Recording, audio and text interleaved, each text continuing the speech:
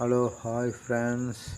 இது நாற்று கட்டுறதுக்கு இது கவுரு திறப்ப போல் ஆற்றுல விளைஞ்சிருக்கும்.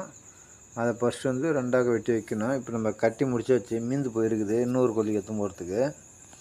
நம்ம போன வீடியோவில் பார்த்தோம் ட்ரே நாற்று விட்டது.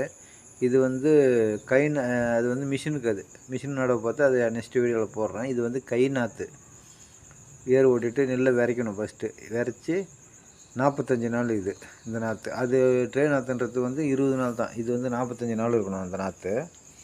இது அப்படியே பிடுங்கி இதுக்கு ஆள் கட்டி கையால் தான் ஓணணும். இது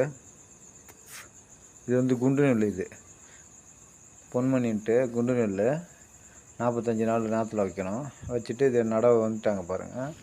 இதுதான் இது போல் களைச்சி போடணும்.